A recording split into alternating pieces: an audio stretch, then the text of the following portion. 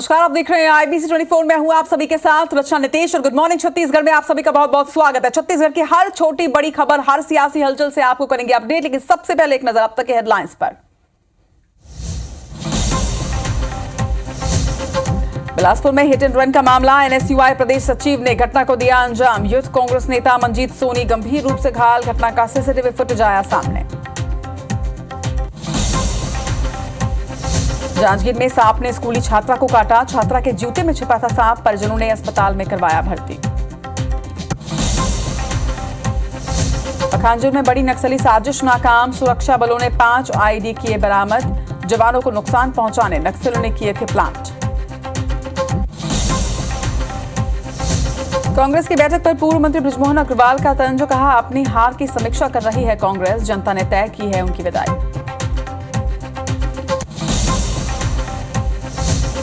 उत्तरकाशी के टनल में एक 40 जिंदगी बचाने 10वें दिन भी रेस्क्यू ऑपरेशन जारी, 6 विकल्पों पर एक साथ किया जा रहा है काम। एंडोस्कोपिक कैमरे से मजदूरों की तस्वीरें आई सामने।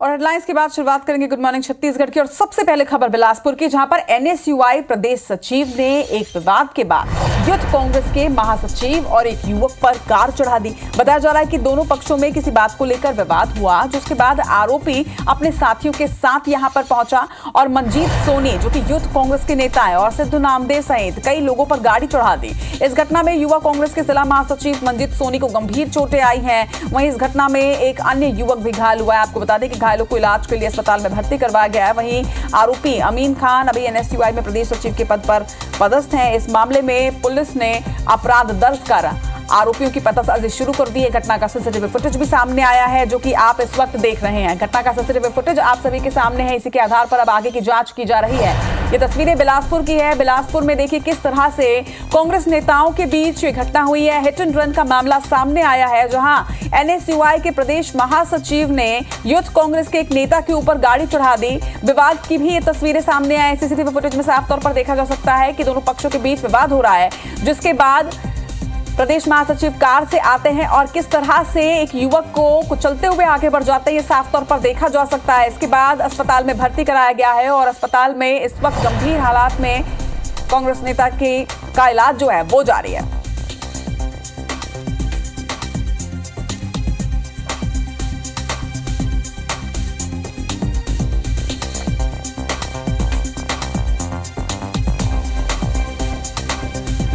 तो लगातार कांग्रेस में इस तरह की स्थिति बनती हुई नजर आ रही है और कई बार इस तरह की घटनाएं हो चुकी हैं, जब आपस में ही विवाद की स्थिति देखी जा रही है। चुनाव के वक्त भी कई तरह की बातचीत हुई थी और अब एक गंभीर हादसा यहां सामने आया है। हमारे सहयोगी जितेंद्र थवाई इस वक्त हमारे साथ जुड़ रहे हैं। जितेंद्र, चुनाव बहुत ही अच्छे से संपन्न हो गए, लेकिन कांग्रेस में कहीं ना कहीं अंतरकलह जो है वो बढ़ता जा रहा है। अब एक बार फिर से इस तरह की घटना है। देखिए, NSUI के नेता और यूथ कांग्रेस के नेता के बीच जिस तरह का ये संगीन मामला सामने आया है, इस पर पार्टी को भी संज्ञान लेना ही होगा।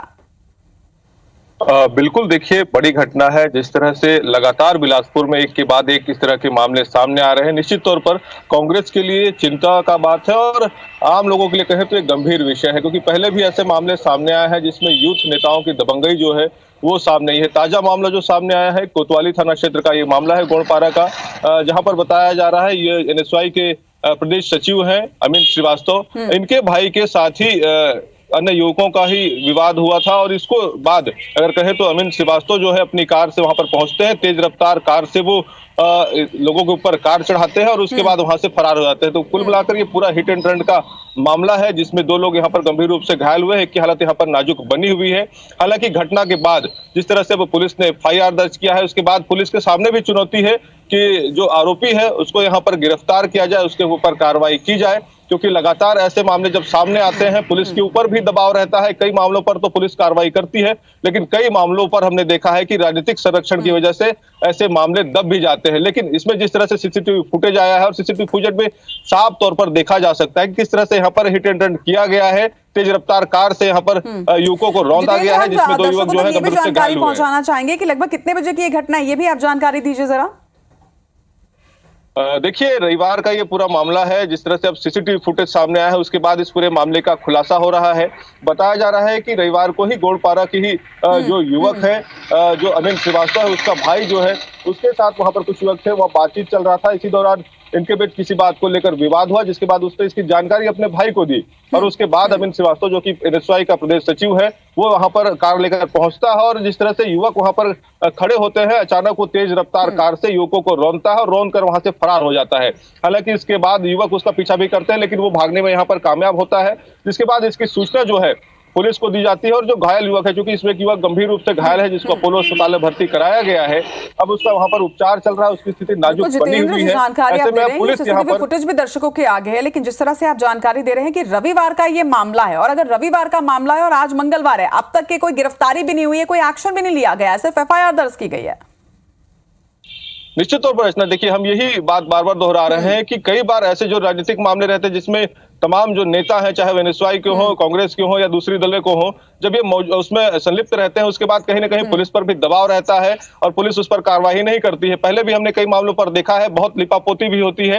हालांकि संगठन के तौर पर भी अगर कहें तो इस पर कार्रवाई होनी चाहिए और इसकी शिकायत जो है संगठन तक भी जाएगी। हो सकता है संगठन इस पर कोई कार्रवाई करे, लेकिन इससे पहले पुलिस की जिम्मेदारी बनती है कि ऐसे मामले जब सामने आते हैं तो पुलिस उस पर त्वरित एक्शन ले, तत्काल कार्रवाई करे। और कोई भी अगर राजनीतिक संरक्षण में इस तरह से करता है तो निश्चित तौर पर शहर के लिए, लोगों के लिए यहाँ पर वो ठीक नहीं है। और हमने लगातार देखा है कि इस तरह से जो तमाम एनएसयूआई के नेता है वो दबंगई करते हुए सामने आते हैं। पहले भी बिलासपुर में ऐसे मामले सामने आए जिसमें किसानों को धमकाते हुए कहें, खुलेआम गोली चलाते हुए कहें, तो ऐसे कई मामले सामने आए हैं। जो ताजा मामला है, निश्चित तौर पर इसके सीसीटीवी फुटेज आए हैं, ऐसे में साक्ष्य भी सामने है, पुलिस के सामने तमाम चीजें मौजूद है। शिकायत करता है, उसके बाद अब पुलिस को इस पर त्वरित एक्शन लेना होगा। बिल्कुल सही कह रहे हैं आप जितेंद्र, एक दबंगाई भी इस घटना में सामने आई है और इसके साथ ही पुलिस की तो जिम्मेदारी है ही, लेकिन पार्टी की भी जिम्मेदारी बनती है कि इस घटना पर संज्ञान ले और उचित कार्रवाई करे। खबर पर नजर बनाकर रखिएगा। फिलहाल तमाम जानकारी के लिए आपका बहुत बहुत शुक्रिया।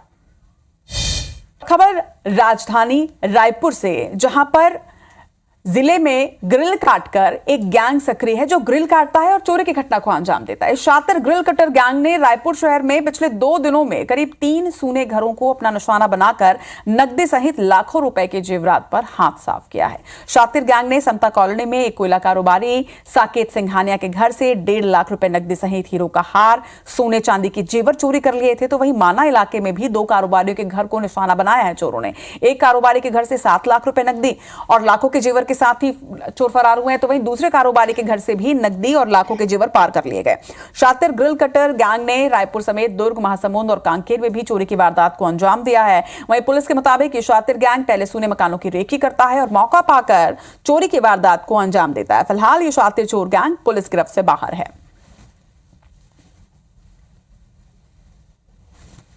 थाना आजाद चौक अंतर्गत एक समता कॉलोनी में चोरी की वारदात हुई है, जिसमें एक जो दंपत्ति है शाम को कहीं घूमने निकला था 6 से 8 बजे के आसपास। इसमें भी खिड़की का ग्रिल उखाड़ करके सोने चांदी के जेवरात ले गए हैं। इसमें मुकदमा दर्ज किया गया है। इसमें भी क्राइम की टीम लगी हुई है और थाने की टीम लगी हुई है और जल्दी से कुछ न कुछ निकल के आएगा। छत्तीसगढ़ में चुनाव खत्म होने के बाद भी कांग्रेस एक्टिव मोड में नजर आ रही है। एक तरफ कांग्रेस प्रत्याशियों को बुलाकर चुनाव अभियान की समीक्षा की जा रही है, तो दूसरी तरफ बागियों पर लगातार एक्शन भी लिया जा रहा है। कांग्रेस के इस एक्टिवनेस के क्या मायने हैं, आखिर क्यों परिणाम से पहले ही समीक्षा में कांग्रेस जुटी हुई है, इस रिपोर्ट में आपको दिखाते हैं।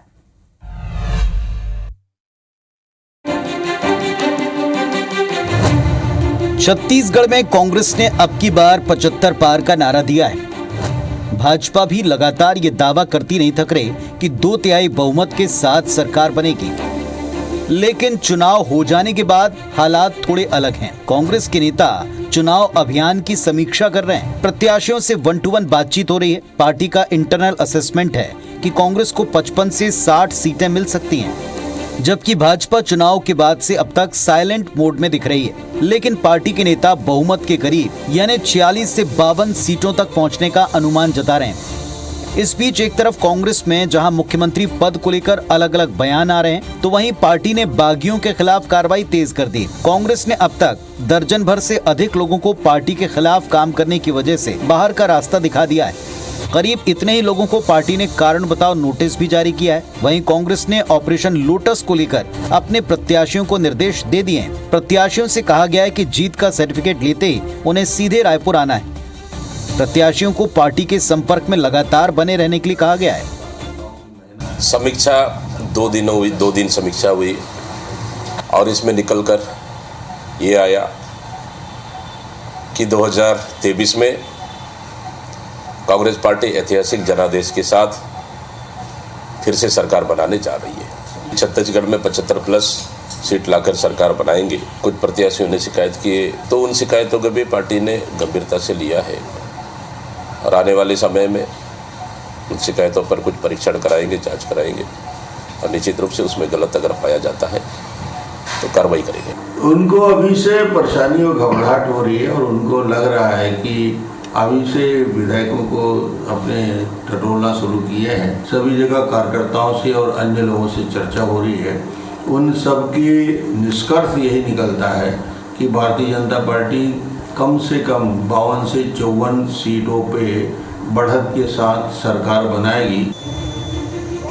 छत्तीसगढ़ में प्रत्याशियों की किस्मत ईवीएम में दर्ज हो चुकी है, लेकिन सियासी दल नतीजों को लेकर खासे बेचैन हैं। यही वजह कि कोई भी दावे के अलावा फिलहाल कुछ कहने की स्थिति में नहीं है। ऐसे में दोहरी रणनीति के तहत एक्शन मोड में नजर आ रही कांग्रेस कोई बड़ा संकेत दे रही है। सौरभ सिंह परिहार, IBC 24, रायपुर।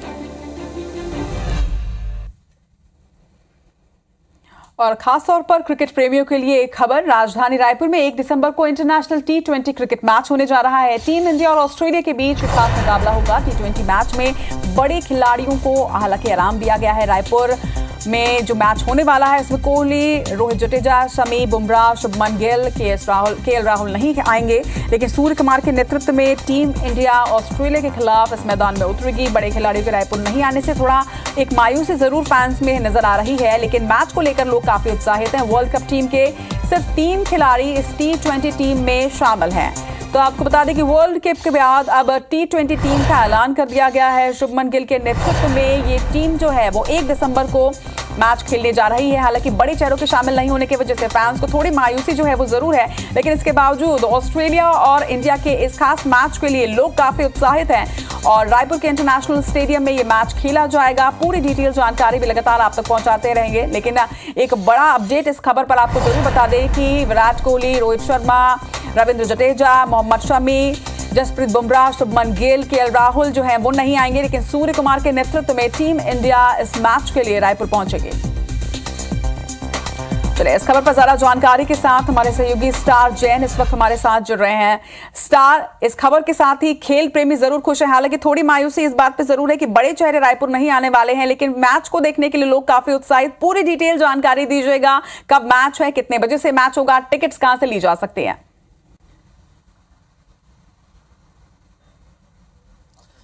देखिए, रायपुर में 1 दिसंबर को इंडिया ऑस्ट्रेलिया के बीच चौथा T20 मैच खेला जाएगा और जैसे ही इस मैच की घोषणा की गई है कि रायपुर में ये T20 मैच होगा, रायपुर के क्रिकेट फैंस में तो उत्साह बहुत ज़्यादा हो गया है, क्योंकि वर्ल्ड कप में जो हार मिली थी फैंस ये चाह रहे थे कि इंडिया वो हार का बदला ऑस्ट्रेलिया के साथ रायपुर की धरती पे ले और कहीं ना कहीं उस मैच को लेकर ज़बरदस्त क्रिकेट फैंस में उत्साह है।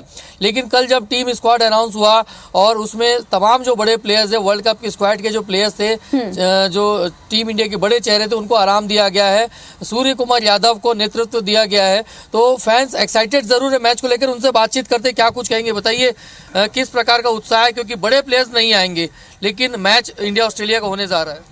देखिएगा, इस मैच में बड़े प्लेयर्स आते तो बहुत ही मजा आता, लेकिन नहीं आ रहे हैं उसका कोई हमें अफसोस नहीं। छोटे प्लेयर भी आज नहीं तो कल वो बड़े प्लेयर बनना है और हम उनको पूरा मोटिवेट करेंगे अपनी तरफ से। बिल्कुल छत्तीसगढ़ की भूमि में हो रहा है मैच, इंटरनेशनल मैच हो रहा है, छत्तीसगढ़ के गर्व की बात है। उसमें खिलाड़ी जूनियर और सीनियर उससे मतलब नहीं है, हमको विनिंग से मतलब है। बड़े खिलाड़ी आते तो कहीं एक्साइटमेंट थोड़ा ज्यादा रहता। ये बात तो आपकी बिल्कुल सही है, लेकिन मेरा यह मानना है भारत के संदूक में एक से एक नायाब हीरे हैं और उन हीरो को तराशने का ये सही मौका है। भारत जीतेगा तो बहुत खुशी होगी, लेकिन हारेगा तो भी गम। छत्तीसगढ़ में खेल रहे हैं, वो थोड़ी खुशी है। बहुत ही अच्छी बात है, रायपुर में हो रहा है इंटरनेशनल मैच बहुत दिनों के बाद। बड़े खिलाड़ी नहीं आ रहे हैं, कितना अफसोस है इस बात का उनको खेल। ऐसे लग रहा है कि कुछ नए खिलाड़ी, कुछ पुराने खिलाड़ी होना जरूरी चाहिए थे, और वो रहते तो अधिक उत्साह रहता, हमें उस चीज का हमको थोड़ा अफसोस रहेगा। क्या कहेंगे, मैच होने जा रहा है, बड़े खिलाड़ी नहीं आएंगे, लेकिन इसमें सिर्फ सूर्य कुमार यादव की कप्तानी में मैच होगा। जो है भैया, हम तो आज 45 दिन हो गए और क्रिकेट में बड़ा आनंद लिए। हमारी जो ओरिजिनल टीम है जो आनंदी है, और उसी प्रकार आनंद क्रिकेट के हम सब लोग चाहते हैं कि उसी प्रकार का आनंद मिले यहाँ, और बड़ा मजा आए इसको। देखिए फैंस जैसा है कि तय है कि एक्साइटेड है इंडिया ऑस्ट्रेलिया के मैच के लिए, क्योंकि T20 फॉर्मेट में होना है मैच। और 1 तारीख को शाम 7 बजे से मैच होगा, और उसकी टिकट्स कब मिलेंगी उसका भी अनाउंसमेंट जल्दी होगा। ऑनलाइन प्लेटफॉर्म से भी टिकट मिलेंगे और टिकट प्लाजाज भी खोले जाएंगे। लेकिन कुल मिलाकर ये है कि इस मैच को लेकर जबरदस्त उत्साह है। थोड़ी सी मायूसी इस बात को लेकर जरूर है कि बड़े प्लेयर्स जो हैं वो नहीं आएंगे। हालांकि फैंस का मानना है कि कभी ये छोटे प्लेयर हैं तो बड़े, ये भी आने वाले समय में बड़े बनेंगे, और वो चाहेंगे कि ये जो प्लेयर्स है यहाँ से अपना स्टार्टअप करें और यहाँ से बड़े प्लेटफॉर्म की तरफ आगे बढ़े। यहाँ निश्चित तौर पर वो उत्साह नजर भी आ रहा है दर्शकों में। तमाम बातचीत के लिए आपका बहुत बहुत शुक्रिया। ऑल स्टार तो इंडिया और ऑस्ट्रेलिया, वही दो टीमें जो वर्ल्ड कप के फाइनल में आपस में भिड़ी थी, वही दो टीमें जो हैं वो भिड़ने वाली हैं। हालांकि बड़े चेहरे नहीं आने वाले हैं, लेकिन मैच को लेकर रायपुर की जनता में काफी ज्यादा उत्साह है। तो मैं खबर जगदलपुर से, जहां पर विधानसभा चुनाव के दौरान कांग्रेस प्रत्याशियों के खिलाफ काम करने के आरोप में पार्टी ने अब एक्शन लिया है। आपको बता दें कि कांग्रेस ने पूर्व महिला कांग्रेस शहर अध्यक्ष कमल झज्ज समेत 3 लोगों को पार्टी से 6 साल के लिए निकाल दिया है। यह जानकारी सामने आ रही है कि कांग्रेस के प्रत्याशी जतिन जायसवाल और स्थानीय संगठन के पदाधिकारियों ने भी आला कमान से भीतरघातियों की शिकायत की थी। आला कमान के निर्देश पर जगदलपुर में शहर जिला अध्यक्ष सुशील मौर्य ने निष्कासन की कार्रवाई की। जो चुनाव लड़ रहे थे उन नेताओं का सोशल मीडिया में समर्थन कर रहे थे, जो कि पार्टी अनुशासनहीनता के अंतर्गत आता है, जिसे कतई बर्दाश्त नहीं किया जा सकता है। हमारे कांग्रेस पार्टी ने इन्हें जो सूचना दिया था, इसमें भी इन्होंने संतोषजनक जवाब नहीं दिया, जिसकी वजह से इन्हें 6 वर्षों के लिए पार्टी से निष्कासित कर दिया गया।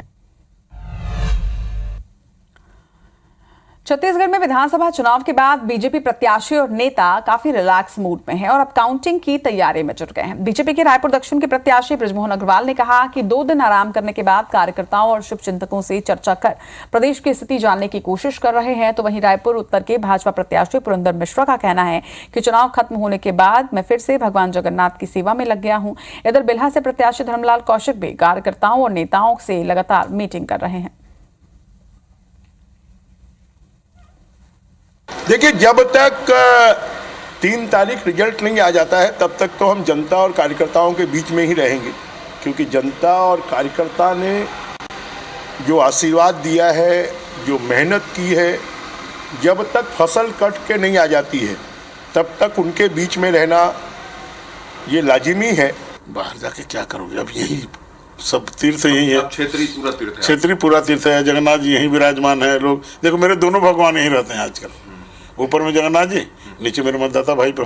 बिल्हा में क्रिकेट देखने के लिए आ गए थे और क्रिकेट में सभी लोग, हमारे कार्यकर्ता क्रिकेट देख रहे थे, चौक में बैठे हुए थे और आपस में चर्चा कर रहे थे। तो इस प्रकार से दिनचर्या सवेरे से लेकर के शाम तक लोगों के बीच में हम रहे हैं। छत्तीसगढ़ विधानसभा चुनाव के लिए वोटिंग खत्म होने के बाद रायपुर जिले के सभी 7 विधानसभा की ईवीएम मशीन स्ट्रांग रूम पहुंचा दी गई है। आपको बता दें कि रायपुर के सेज बहार इंजीनियरिंग कॉलेज में स्ट्रांग रूम बनाया गया है, जहां सभी ईवीएम मशीनों को स्ट्रांग रूम में रखकर दरवाजे को सील किया गया है। बाहर गैलरी में सीसीटीवी कैमरे की तैनाती है, जो 24 घंटों स्ट्रांग रूम पर नजर रख रही है। स्ट्रांग रूम के बाहर 3 लेयर की सुरक्षा व्यवस्था है। स्ट्रांग रूम को चारों तरफ से मजबूत बैरिकेडिंग से घेरा गया है ताकि कोई भी यहां तक ना पहुंच सके। हर आने जाने वाले का रिकॉर्ड भी यहां पर रखा जा रहा है। वहीं इसके अलावा विधानसभा प्रत्याशियों ने अपने अपने प्रतिनिधि यहां पर तैनात किए हुए हैं। ये प्रतिनिधि दिन और रात यहीं जमे हुए हैं ताकि स्ट्रांग रूम तक कोई अनाधिकृत तरीके से पहुंच ना सके। कुल मिलाकर अगले 13 दिनों तक स्ट्रांग रूम के बाहर सुरक्षा कर्मी से लेकर राजनीतिक दलों के लोग भी ईवीएम की सुरक्षा में डटे हुए हैं। 17 नवंबर को मतदान के पश्चात जो है सेज बहार में स्थित स्ट्रांग रूम में ईवीएम मशीन को रखा गया है। 18 तारीख तक उसकी सीलिंग विलिंग हुई है प्रातः काल में, और 3 लेयर सिक्योरिटी प्लान वहां पर बना हुआ है। सभी में सीसीटीवी से भी मॉनिटरिंग किया जा रहा है।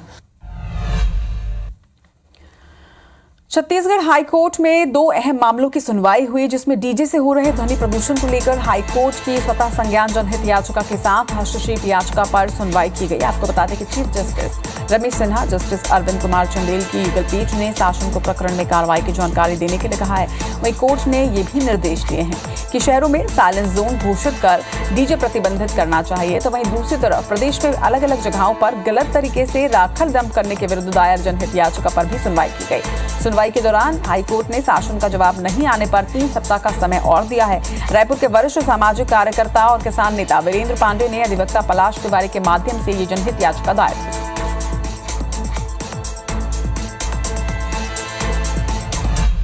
और इसी के साथ छत्तीसगढ़ की खबरों में फिलहाल इतना ही, लेकिन 9 बजे तक की दूसरी बड़ी खबरें आप देखिए खबर 9 बजे में आकांक्षा पांडे के साथ। मुझे दीजिए इजाजत, नमस्कार।